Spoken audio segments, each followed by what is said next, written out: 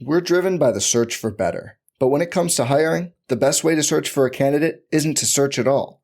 Don't search, match with Indeed. Indeed is your matching and hiring platform with over 350 million global monthly visitors, according to Indeed data, and a matching engine that helps you find quality candidates fast. Leveraging over 140 million qualifications and preferences every day, Indeed's matching engine is constantly learning from your preferences.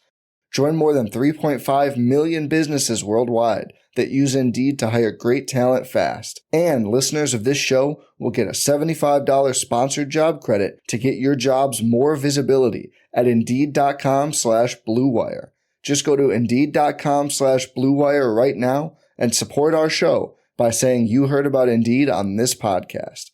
Indeed.com/Blue Wire. Terms and conditions apply. Need to hire? You need Indeed. He would be down there, Philly Godfather's whole crew. I don't know if you know Sheep. Sheep is the guy who fixed those NBA games. Whoa. Yeah, everybody would be down there knowing that this is the only place to bet NFL games on the East Coast. And all you have to do was bet against the stale number. So it was whole crews down there. And it just was like, it was an incredible time period. And it's where I got my start. And I eventually moved on to, just betting straight games and everything like that. But during that time period, it was, I call it my college education. It's January 2010, Eagles at Cowboys. This is Remember That Game, the podcast about sporting events that take you on a journey and maybe chart the path of the zeitgeist. I'm your host, Thomas Emerick, and my guest is the Rostradamus, Raheem Palmer of The Ringer, Spotify, and FanDuel TV. Those who checked out the Ringer gambling show before this year's NFL playoffs may have caught his Chiefs Super Bowl ticket at 10-1, the futures odds Dallas had in 09 entering the playoffs. Were you similarly bullish on your Cowboys back then on Saturday night of Wild Card Weekend? So this was like the first year I started really betting NFL football. I don't know if you guys remember, but there were 3 states outside of Nevada that had an exemption for betting, and it was Delaware, New Jersey, and I think it was Oregon. It might have been another one. But Delaware allowed you to play parlay bets of 3 or more. So you had to it was only NFL sides, no NFL totals, no props. You had to play NFL parlays of 3 games or more. So at the time, I had just graduated from college. I went to University of Pennsylvania and Wharton School of Business back in from 2004 to 2008. I came out and I didn't have a job. It was like the heart of the recession. Back then, I was like really into music. I was a creative guy, so I started chasing like music and my DJ dreams. And at the time, it was just like, all right, on Sundays, I don't have anything to do. My friend was like, let's go down Delaware Park. So I started going down Delaware Park every week. And next thing you know, I'm betting, I'm just betting regularly. But at the time, like the Dallas Cowboys, they had looked really, really good at the end of the season. I mean, they had beat the Saints 24-17. The Saints were undefeated at that time. They went on the road and beat them in the Superdome. And then they shut out the Redskins and then beat the Eagles. So it looked like they might really have a shot. Much like when your Chiefs Super Bowl ticket cashed, we got Reid and Romo in the house. NBC's Sunday night team on for Saturday. Faith Hill declares, "I've been waiting all day for a wild card fight." Were you doing that? Oh, yeah, without a doubt. I mean, anytime you have the Philadelphia Eagles versus the Cowboys, you're hype. And then, me being from Philadelphia, I always feel that angst, that that competitive juices, because I'm a Cowboys fan. So a lot of times I'm going places and I'll go watch a game at a bar and I'm one of a couple Cowboys fans and I'm terrorizing the crowd. So that was a fun time. Back-to-back regular season wild card rematch with the spread moving from Dallas 3 week 17 to 3.5 wild card round. Still in Jerry World, where Eagles had just lost 24-0. How might your general betting philosophy apply here? So, back then I was like brand new. I didn't know anything. I didn't have a model. I didn't know situational spots. It was my first year doing it. So I know I made all types of mistakes and everything like that. But, I did play Dallas in that game, just because I felt like they were the better team, but I was just more of I was a qualitative guy. Like I didn't have any quantitative analysis. I didn't know anything.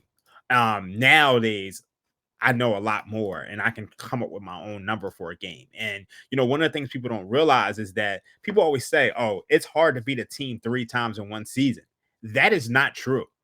And, like if you've been doing this for a while, you start to develop like a mental Rolodex of games and situations that you see play out over and over. So, a lot of times you'll see these divisional teams, they end up playing 3 times in, one season. And more often than not, the team that has their number dominates. So I think there's been 23 instances of this happening. And I think it's like 14-9. In fact, no, it's like 15-9, with the last one being the Eagles beating the Giants 3 times last year. So for me, I think you have to just you see these matchups over and over and over again. If one team just kind of has the other team's number, you got to really go with that team for the most part. But I do think you have to price every game individually, because every game is it's just an individual game. Really hard winning a playoff game, but if I could play a team I've already beaten twice that year, I'd probably take that. And then, yeah, Eagles did it again to the Giants in 06, swept them 3 times, including the wild card. And so here in 09, we have more NFC East intrigue, wild card weekend. You as a Cowboys fan, opening drive, watching them glide into the red zone and then proceed to back themselves out to 4th and 32, punt. Some bad penalties early on. I'm sure you're thinking of other times in the past where games had gotten away, where I felt like the Cowboys should be up more, including this one, second quarter scoreless. How did the baggage of chasing that first Romo playoff win factor into your mindset while you were watching this? It was so weird for me because I don't know if I truly bought into the fact that, Romo could win the game. Like, to me, his first game against Seattle, he looked really good. He just happened to fumble the snap, which randomly happens. And then with the Giants, a lot of times when you have that bye week, you kind of lose a little something. And I felt like they lost a little something. Whereas with this one, I felt like totally confident. Now, you're watching that first half and it's like, damn, like it feels like they're totally dominating this game. And yet it's a 7-7 game when Michael Vick comes in and, throws a touchdown pass. But, Donovan McNabb really wasn't doing anything. And like that Eagles offense that year, they probably had the best weapons they've ever had during Donovan McNabb's tenure, outside of the year where they had Terrell Owens. I mean, Deshaun Jackson. I mean, this guy was just, a game breaker. And then Jeremy Maclin was incredible. So that was the best weapons that McNabb had. And that Dallas defense completely shut them down. Yeah, McNabb is struggling holding the ball. DeMarcus Ware, Marcus Spears, Jay Ratliff, Anthony Spencer, they're getting to him. Eagles knotted up, but it's on, as you mentioned, that 76-yard catch and run. Jeremy Maclin from Michael Vick, who had just finished serving time that offseason.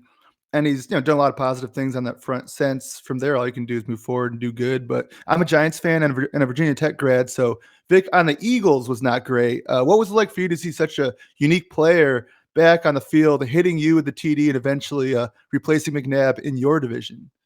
So that was an interesting time for me, because I did mention I was a DJ, and one of my clients was actually Kiafa Vick. She Okay. had a store. Yeah, she had a store called Pink Elephant. And I mean, we were all rooting for Vic. We love Michael Vick. It's just like you don't really want to see a guy, with $100 million contract coming from where he's come from, Yep. his talent be in jail. So when he came out, I always had mixed feelings because I was such a huge Vic fan, but he's playing for the Eagles. And it was just, I thought it was a stand-up move from Donovan McNabb, because Donovan McNabb said, hey, bring this guy in, give this guy a shot. And, he eventually ends up taking his job. And I think the thing that, it was so funny because they traded McNabb after this offseason, after he lost this game, to start Kevin Kolb. And I didn't think Kevin Kolb was it. Like, I mean, one of the things you remember from Kevin Kolb, I mean, he didn't play that long, but he threw that interception to Ed Reed, which is like the NFL record, 108 yards. Yeah. And, when Kevin Cobb was like named the starter, I was like, what are y'all doing? Vick should be starting. And then as fate would have it, he gets injured in that Green Bay Packers game, and then Vick becomes a starter and has that like dream season. Like, I mean, that season was absolutely outstanding. I had a chance to meet Vick in the club at one point in time. As I mentioned, Kiafa was like a client. So I was like really rooting. Like, that was the one time in my life to where I found myself rooting for the Eagles. I actually went to the Eagles Packers playoff game, and Wow. it was like absurdly cold because actually when I had a friend who worked for the Eagles at the time, he got us some really good tickets. It was absurdly cold, but I was like really cheering for the Eagles as if they were the Cowboys. But that was the one time in my life that I would ever do that.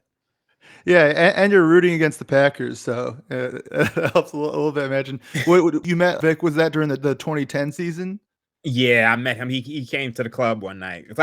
I was DJing probably the biggest urban nightclub in the city at the time. So we would have everybody there. I mean, anybody from, like, it was so funny because as much as I was a Cowboys fan, and my Cowboys fan came from my childhood, one of the first teams because it's so interesting because it's not like today where you have NFL Red Zone or you have Sunday Ticket. Back then, they would show your local market, but then they would also show the Cowboys. So you're seeing, if you're in Philadelphia, you're seeing the Cowboys all the time. And they were just so good with Emmett, Dion, Michael Irvin, and Troy Aikman. It was hard for me to root for Bobby Brister and the Eagles and Bobby Hoyer over the Cowboys. So that became my fandom because of my childhood. But I think I was almost mad at myself because I would be DJing these parties. I would DJ like an Eagles after party. Like, the Eagles would win a game and Asante Samuel and all these guys would be at the nightclub. Like, there's pictures of me and LeSean McCoy in the DJ booth and him requesting records. So I felt like I had a connection. I understood why people rooted for their hometown city team, but I just couldn't do it. When you started rooting for the Cowboys, was that like, where, as a millennial Cowboys fan, which could be a uniquely brutal experience, where do you come in? So I was born in 86. And I just vividly remember watching that first Bills Cowboys Super Bowl. Yeah. I mean, it's in the Rose Bowl and they are just taking them into the deep waters and drowning them. And I was like, yo, that's my team. Like, I vividly remember watching it. And ever since then, I've been a diehard Cowboys fan. Like, there's pictures of me when I'm 7, 8 years old with Cowboys jerseys on. And I never changed. The end of the Aikman era, a couple playoff losses. Eventually, between Campo, Parcells, and Chan Gailey, 0 playoff wins, and now we're getting on 10 plus years. What was the desperation like before Romo took over in 2006, and then how did it build that as you get to 2009, January 2010? There's still no playoff win in over a decade. I mean, it was brutal because, I mean, you sit through the Quincy Carter era, the Chad Hutchinson, the Vinny Testaverde, the Drew Bledsoe, and I actually believed in Quincy Carter. And then, obviously he had, some personal issues that he had to handle. But when Romo came in, I'm like, oh, wow, this guy's really, really good. We have a real shot. And, obviously the game against the Seahawks happens. The following year, the Cowboys are 13-3 and they lose to the Giants. And then it was just kind of like, oh man, like, we may never put this together.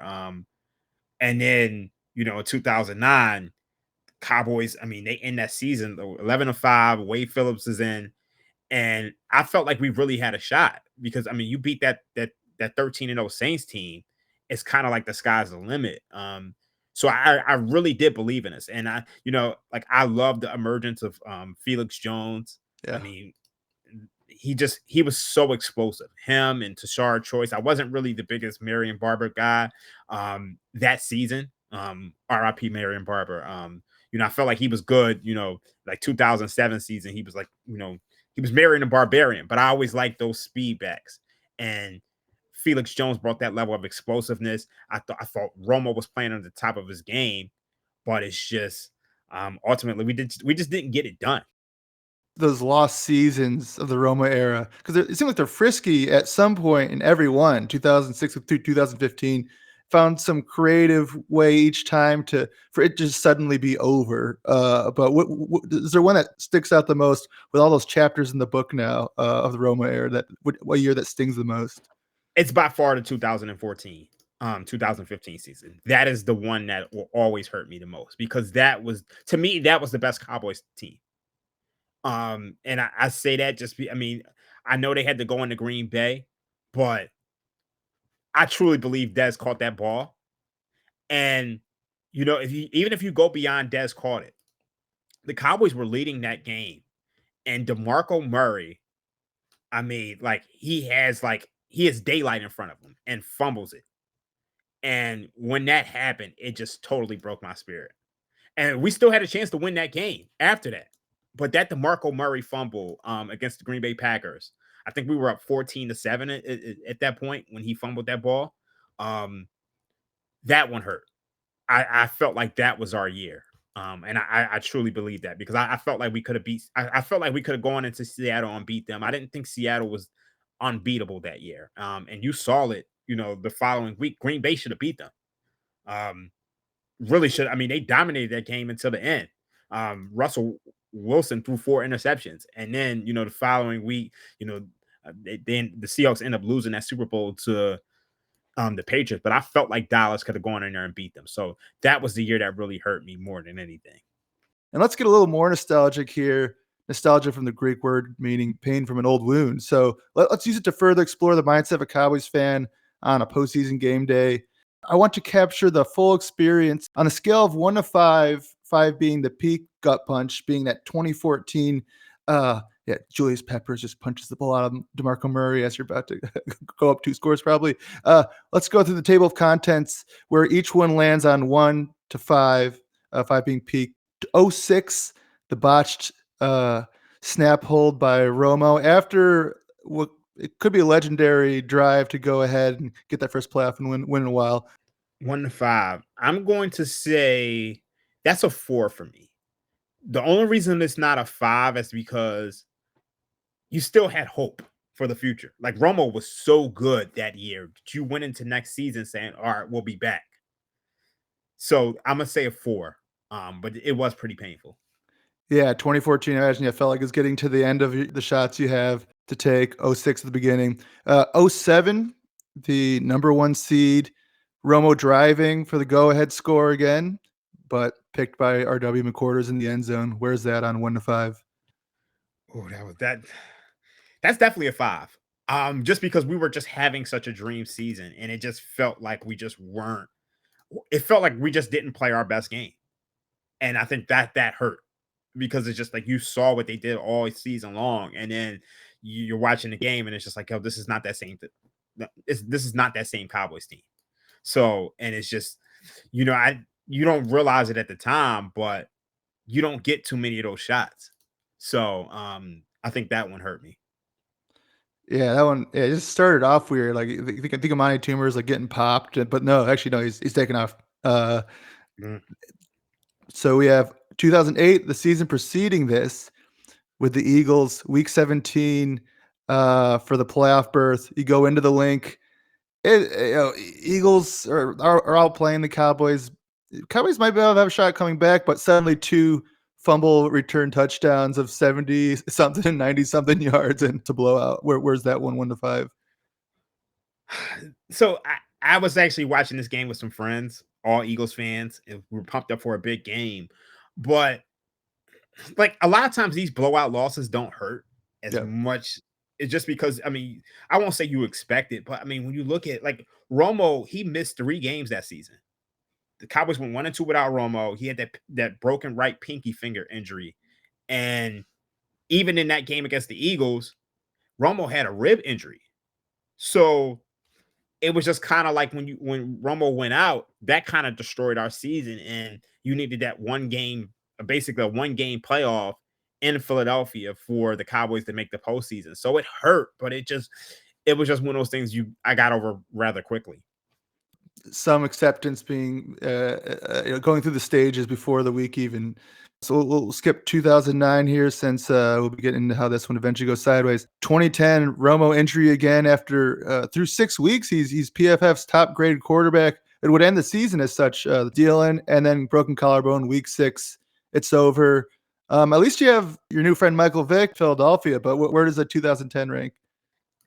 So I'm getting deeper into betting at this point in time. Like I'm still learning. It hurt, but it was just kind of like you're so like a lot of times when a quarterback gets hurt, it's nothing that you can do. So it's not that painful. It's just one of those things to where like, damn, another year where it's just not going to go our way. And I think ultimately like the Romo era, it was ultimately marred by injuries. Like if you had to ask me, it's really injuries. And then I think the defense kind of fell off for a while. They didn't have a good defense. If I had to rank the Cowboys' losses, which were painful to me, it's easily Dez called it number 1, and then I think you have to go into the Dak era, Dak's first year, because the Cowboys, Dak and Zeke, they were just rolling that entire year. And we know it's so funny. Romo got injured in preseason. And I remember telling some friends, Romo's not getting his job back. And ultimately that happened. And, they're 13-3. They have the bye against the Packers. They start off slow. I think it's like 21-3. And the Cowboys battle back and tie that game twice. And Aaron Rodgers just makes one of the greatest throws of all time. And it just sucked the life out of me. So that loss in 2016 and 2014, I felt like those were our best 2 chances of winning a Super Bowl since 95. And it just broke. 2011, he plays heroically through a bunch of injuries. Final week of the season, they play Eli Manning when he's just blacked out, and 5 big-time throws, 0 turnover-worthy plays in that de facto division title. 2012, they lose to RG3. But 2013, he's playing through injury to beat Washington. And then I guess they play the Eagles 2013, week 17 for playoff spot, but without Romo, right? 3-year stretch of just injuries as you get to that week 17 with a shot at the playoffs. I bet that probably inform you sort of expecting Romo's era had ended by the time that 2016 injury came around. Yeah, definitely. But and it's so funny. Let's go to 2015, because I don't think a lot of people remember this. The Cowboys started off 2-0 in 2015, and I was so hopeful for the Cowboys in that year. And then the second game of the season, Eagles linebacker Jordan Hicks, he landed on top of Romo and he broke his collarbone. And like you're looking at the Cowboys, and a lot of people are saying, "Oh yeah, their season's over." And I remember vividly, the Cowboys were what? They were 3-8 hosting the Carolina Panthers on Thanksgiving. And I'll never forget this. I think the Panthers were 7-point favorites in that game.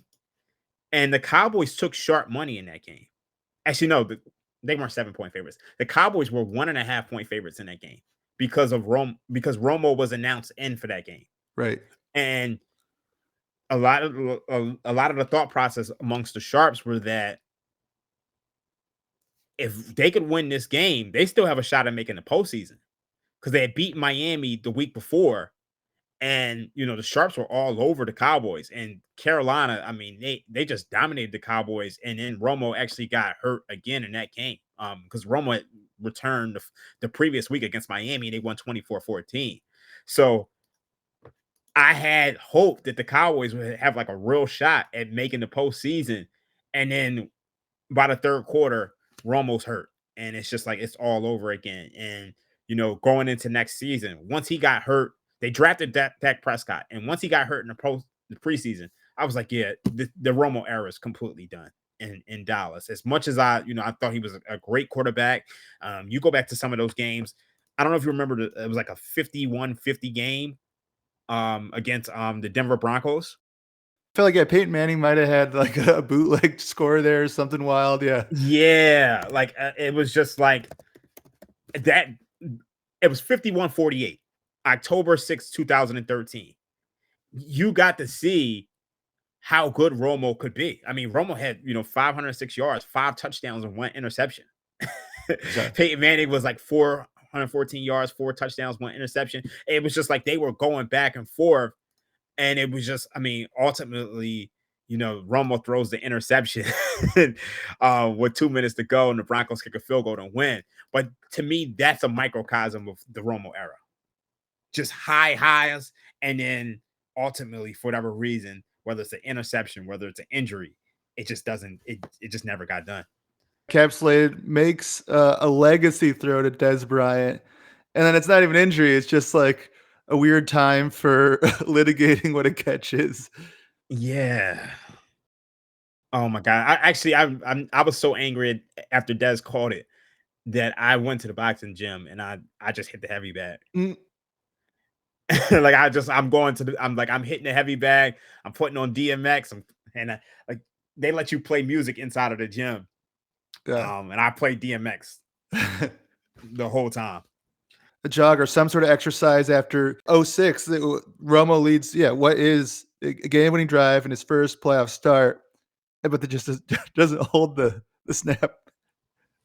Yeah, and like Romo might be the only starting quarterback in the NFL in the last 20 years who was responsible for holding the snap. Yeah. And then you know what? You get that false hope because I thought he was going to run it in. And then he just gets caught from behind. And it just was absolutely heartbreaking. It was like that play is really it's the Romo era. We're driven by the search for better. But when it comes to hiring, the best way to search for a candidate isn't to search at all. Don't search, match with Indeed. Indeed is your matching and hiring platform with over 350 million global monthly visitors, according to Indeed data, and a matching engine that helps you find quality candidates fast. Leveraging over 140 million qualifications and preferences every day, Indeed's matching engine is constantly learning from your preferences. Join more than 3.5 million businesses worldwide that use Indeed to hire great talent fast. And listeners of this show will get a $75 sponsored job credit to get your jobs more visibility at Indeed.com/Blue Wire. Just go to Indeed.com/Blue Wire right now and support our show by saying you heard about Indeed on this podcast. Indeed.com/Blue Wire. Terms and conditions apply. Need to hire? You need Indeed. This episode is brought to you by Progressive, America's #1 motorcycle insurer. Everything is more exhilarating when you're on your motorcycle, just like your bike is more protected when you choose Progressive Motorcycle Insurance. They offer coverage for your bike starting as low as $75 per year, and they keep things affordable with discounts like paid in full, multi-policy, and responsible driver. So raise your kickstands and get to quoting at Progressive.com to see if you could save. Progressive Casualty Insurance Company and Affiliates. $75 premium is for state minimum coverage. Not available in D.C. Discounts not available in all states or situations. Pre-deflating end of 2008, and Dallas lets Teal walk in free agency, but a guy entering his fourth year with fewer than 20 career catches gives them a jolt. The Miles Austin breakout, third in receiving yards behind Sidney Rice and Andre Johnson, including a game-winning 49-yard score at the Link in November that year. Austin is the spark that snaps the tie in this wild card, converts the third and long near midfield, draws a long pass interference, get to the goal line, play action touchdown to John Phillips, 7-0. Eagles live money line, I imagine, is now north of -200, I'd guess. And what was your betting journey? A little more into that. So, at the time, like I told you, we were placing. I mean, I was so new to betting, and at the time, I mean, it was just basically parlay bets. So, and and it was parlay bets of 3 or more. And that was it was very difficult to hit those. And they had one of the interesting things about those parlay cards is that they'd release the parlay cards on Wednesday, and those numbers would lock, but then the markets would continue to move. And I didn't figure that out until, like season 2. I mean, the first year I just was trying to just get my feet wet. So I'm over here just, I'm placing, and they have like the parlay cards to where they have the numbers on a parlay, but then they have a teaser card, and then they have a super teaser card. So the teaser card, they move the line, 5. They really supposed to move it 6 points, but sometimes on the teaser card they move it 5.5 points. Like they'll cheat you out of a number. So I'm doing all of that. That's the extent of my betting. And I'm thankful for that time because I had to really, really be perfect. Like if you're playing, standard bets at minus 110, you have to your break even rate is 52.38% of the time. Whereas like, yo, you have to hit a parlay of 3 or more. Like, you got to be a damn good handicapper. And then, I mean, once you discover that, okay, these parlay cards, they lock on Wednesday and the numbers continue to move so that, there's a playoff game on Saturday or a playoff game on Sunday, or, a week 10 game on Sunday, I could just bet against the numbers that move.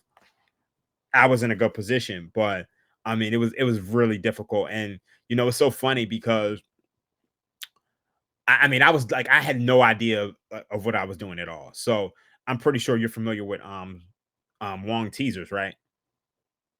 Yeah. So at the time, I didn't even know about Wong teasers. Like, I'm playing like literally a 8-team teaser or a 10-team teaser that pays like 30-1.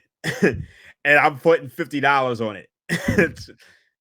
Like, I'm just like, I mean, that's the type of stuff that I had no idea what I was doing. It's my first year. So, going into this game, I probably like parlayed the Cowboys with something else, but I didn't know what I was doing. And then I think at some point during the postseason, I was like, you know what? I want to bet straight up games.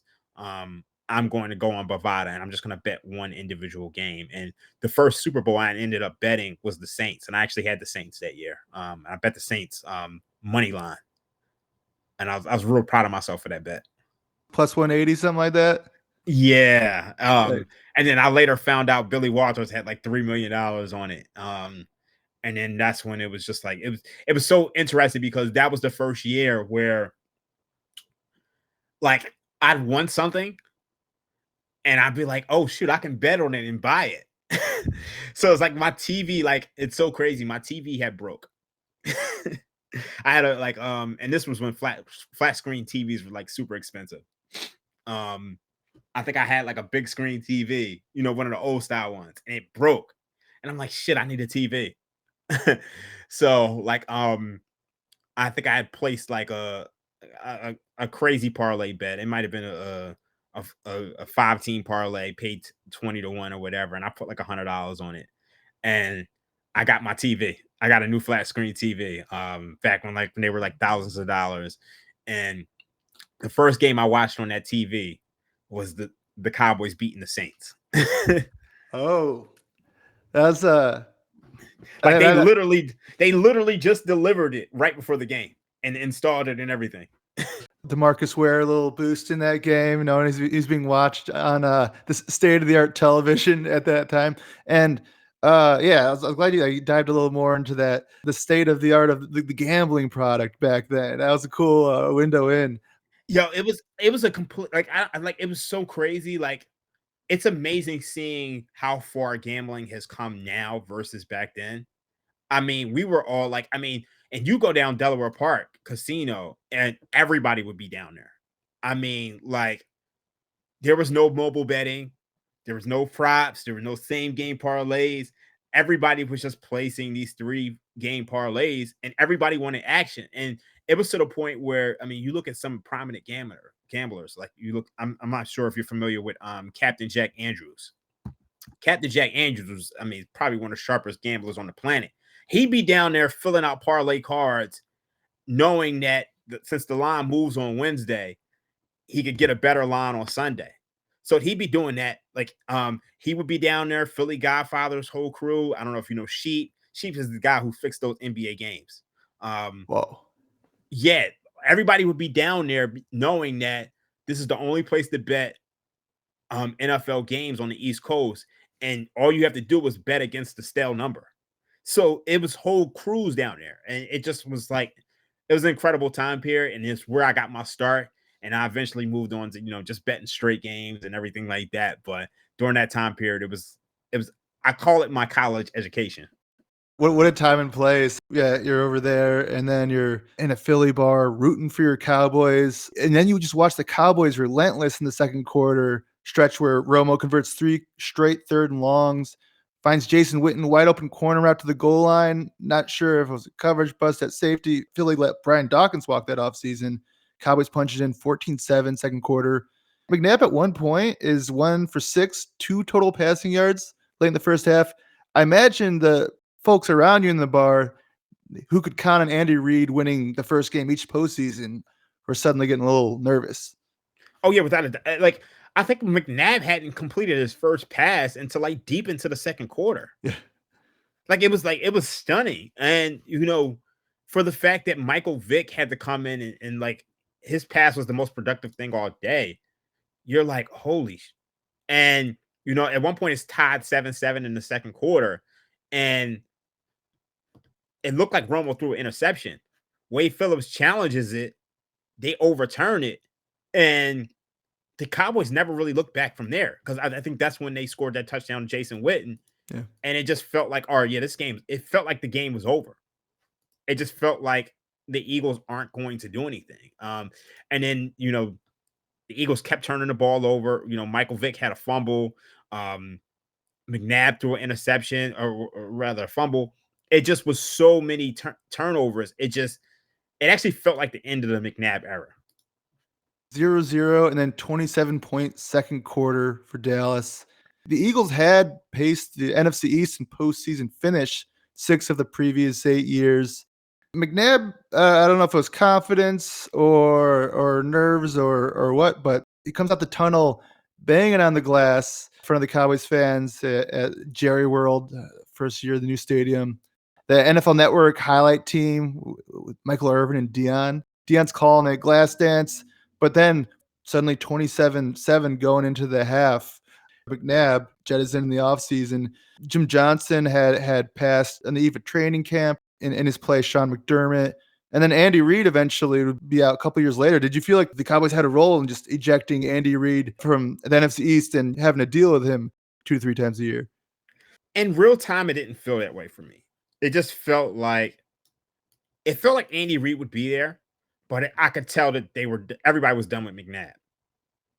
It just felt like McNabb wasn't the same quarterback anymore. And I told you about my feelings on Vick and everything like that. So it didn't feel like the end of the Eagles era at all. The end of the Eagles era felt like the following year after Vick's breakout year. That's when it felt like, oh shoot, this is going left. Like it felt like it just was those last 2 years with Andy Reid. I mean, Michael Vick was just so banged up, and it felt like the league had figured him out. And so that's when it felt like it ended. But that following year, I felt like the Eagles were gonna do something. And I was a little bit delighted that they decided to go with Kevin Kolb, because I just didn't think Kevin Kolb was good. Now granted, we didn't get a chance to see what he would become, because he had all those concussions, but I wasn't a believer in Kevin Kolb. And when they went to Vick, I was like, oh shoot, they might actually put something scary together. And that was the most weapons that I had seen with the Eagles in quite some time. I mean, they had, DeSean Jackson, Jeremy Maclin, LeSean McCoy. Like, as good as those Eagles were with McNabb, they didn't have those type of weapons. They had like Todd Pinkston and Thrash, and whereas just like it just felt like this Eagles era was just so explosive. They just didn't have the defense that that Eagles defense the Eagles in the early 2000s had with Westbrook and whatnot. But I didn't think the Eagles were done. I just thought it was McNabb. It was time for him to leave. Definitely seemed over when Felix Jones, 73 yards to the house. Arkansas backfield made a feature Cowboy, Darren McFadden, something about Jerry Jones and Arkansas. McNabb to DeSean Jackson does cut the Cowboys' lead to 34-14. Eagles would lose to Dallas again, 33-13 late in 2023 before spiraling to the end of the season and some turnover. Watching from the Cowboys fan perspective, do these two games give similar vibes? No, I don't think they give similar vibes. I mean, this Eagles team was kind of a mess. Like in 2022, all the sharps were betting the Eagles because they had one of the easiest schedules in the NFL. And you saw that they got off to like such a really, really hot start. And what they would do is they go up in these games, and the second half, they kind of would relax. We knew that the Eagles schedule would be tougher in 2023. And you're going through, they start off the season 10-1, but they had the Pythagorean expectation of a team who really had just won, seven games or so. So they were overperforming. I mean, this is a team that got outgained by the Patriots with Mac Jones. They should have lost that game against Minnesota, but I mean, obviously Minnesota had some key turnovers. They got outgained by the Washington Commanders. So this was a team that I felt like was fool's gold. And they beat the Cowboys 28-23 in a game it felt like the Cowboys should have won. The Chiefs probably should have beat them. The Bills probably should have beat them. And, San Francisco, like all the sharps were on San Francisco. And you just knew that the Cowboys were going to come out and, assert their dominance against this team who had really been overperforming their point differential. So that didn't feel like this Cowboys Eagles playoff game to me. It felt like water was just coming home to its level. And then also I think, it felt like there was some inner turmoil there because, Sirianni, I mean, he lost both of his coordinators before the start of the season. Shane Steichen, I mean, to me, it felt like he was the genius behind that team. And then you bring in Brian Johnson, and Brian Johnson, I mean, any Eagles fan on any timeline is complaining about his play calling. And then you lose your defensive coordinator as well. So I just think there were a lot of things they just needed to figure out. I do think the Eagles will probably bounce back next year. I mean, obviously, Kelsey could retire, so you're losing a piece off this offensive line. But I don't think the Eagles are done by any stretch. So it doesn't and they still got Jalen Hurts. So I mean, the jury is still out on him, but Jalen Hurts is still in the prime of his career, whereas McNabb was just kind of like, Yeah. all right. So it's not the same for me. Yeah, quarterback situation very different as far as trajectories. It'll be interesting to see what happens with the coordinators. Reid, not after 2009, but after 2010, would fire Sean McDermott and then replace them with an offensive line coach, as I recall. Finding the right staff down the stretch in Philly for Reid seemed like didn't go as great, whereas with the Chiefs, eventually he was able to get Steve Spagnuolo set up pretty well there, just like he was with Jim Johnson in Philly. But here, much like Spags, Wade Phillips' defense just boa constricted them. Late in the third quarter, there's a stat that season against the Cowboys, the Eagles had 31 drives and 2 touchdowns. One was Victor Macklin that game. Tashard Joyce and Felix Jones run free. Marion Barber kind of fallen off and a little nicked up that day, but Romo only 8 pass attempts in the second half. None went more than 10 yards. Didn't need to. How much do you feel Romo's legacy is tortured by great performances coming in tragic losses? We touched on a little bit earlier. In a triumph like this, he's fine, but doesn't have to do as much in the second half. I think a lot of his legacy is tortured by injuries more than anything. I mean, you look at you can break down 2008 broken right pinky finger that destroyed the season. 2010 broken left collarbone against the Giants. That was the one that was a meme where Tony Romo was just laying there in the middle of the field. That destroyed their season. 2013 ruptured disc. That destroyed their season. 2014 process fractures. 2015 broken left collarbone twice. And then 2016 compression fracture. And those 2015 and 2016 years, those are years to where it felt like the Cowboys had legitimate shots at winning the Super Bowl. So I think injuries played a part in that as well. But I think a lot of times when you did ask Romo to do too much, you kind of got a backbreaking interception. And I think that's what made 2014 that loss painful.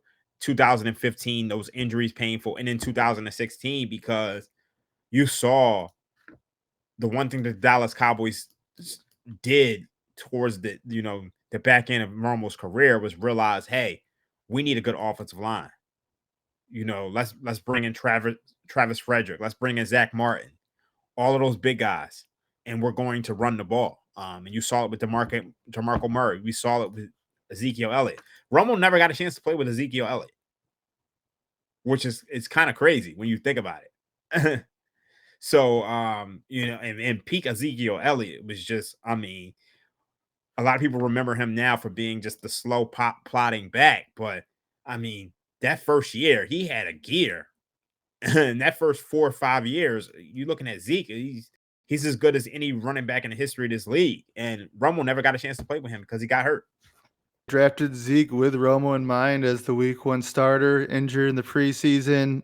And yeah, Cowboys win this 34-14, going to the next in the divisional against the Vikings. Cowboys are actually only 2.5-point dogs, but in this game, Flozell Adams gets injured. Jared Allen, Ray Edwards, and Brian Robinson combined for over 20 pressures.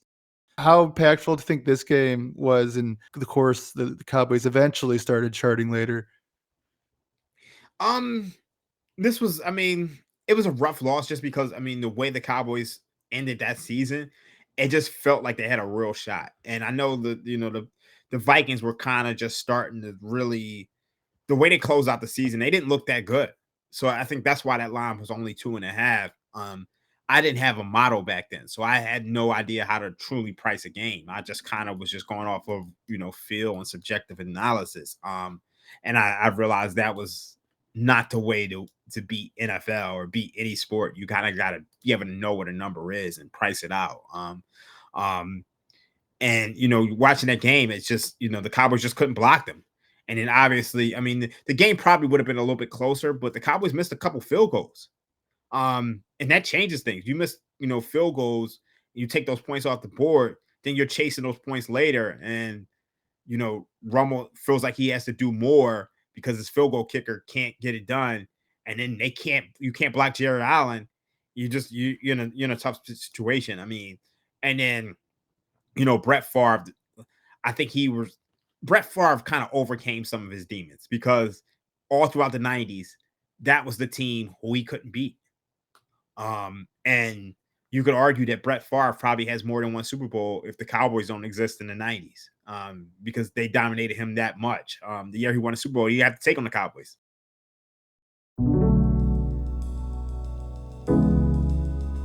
This has been another episode of Remember That Game. Please rate, review, subscribe, and check out more episodes.